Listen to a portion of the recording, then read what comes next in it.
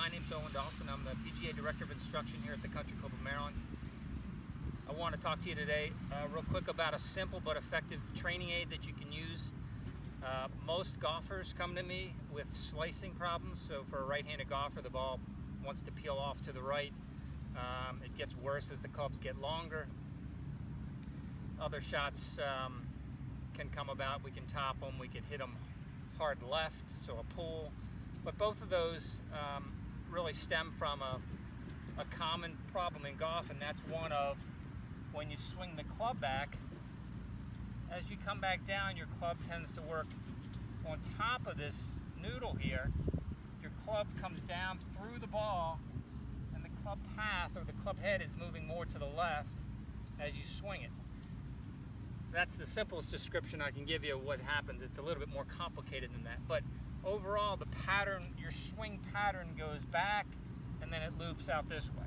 So this is just a guide to kind of reinforce what you're trying to do more correctly, and that is one of looping the club more under as you swing in. You've heard the saying, swing out to right field, things like that. Well, this device, it's basically we're creating an obstacle next to the golf ball that we're trying to miss.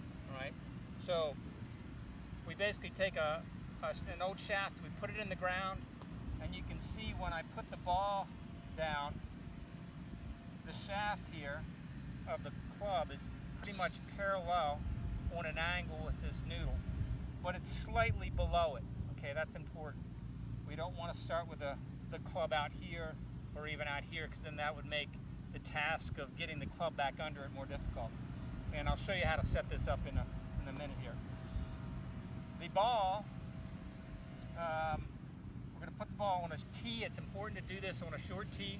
The goal would be we're going to swing the club back. It should pass fairly easily underneath this stick. We turn to the top, and then as we bring the club back down, we're looking to bring the club down underneath this noodle, back through the ball, and then into a full finish. Okay, so if you're used to seeing the ball start off to the left and peel back to the right, this should start to change that. We want the ball to start off maybe a little bit more at target or slightly right, and then turn to the left. Okay, so real simple, effective training aid. One other thing that I need to mention, and there's lots of, again, this is just an aid to kind of help you out, but one thing that you want to make sure of is that your grip is pretty important. Most slicers of the golf ball, their grip tends to be, the left hand would tend to be more to the left and the right hand would be more to the left. So when we get into that type of position, it tends to open the face when we swing it. Okay, so you want to make sure that the grip's on there correctly. And then other little things like ball position, all those are important, but this is just, again, a basic guideline to change the shape of your swing. So I'm going to go ahead and just hit a ball here. I'm going to swing it underneath the plane, and then I'm going to try to bring it back underneath the plane on the forward swing. So it looks something like this. Everybody head back, through it. And if I were to run into this or miss it on the top, that's your reinforcement that you're not doing it correctly. So you want to take slow motion drills to try to feel this, and then go ahead and put a ball on a tee to see if you can't create the proper motion. So the setup, basically I use two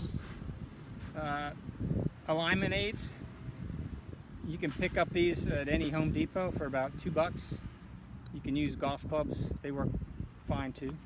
Again, we have an old golf shaft with a grip on it, and then a noodle that we're using. And I'm going to say from the front view, the hardest part to set up is just getting the club angled correctly. But from the front view, I'll show you real quickly how to set this up. You want to make sure that you're far enough to the left of the noodle so that when you swing the club back, just the hosel of the club is touching the noodle. Okay? So that's a good indicator for how far the ball needs to be from the noodle. And that's pretty much it. Again, make sure it's angled on the same angle as the shaft when we start, but slightly outside of it, so it's easy to miss it. Okay. If you have any problems setting this up, come grab me and I'll show you how to set this up. But it could help you improve your slice, make your slice more into a draw or even a straight shot.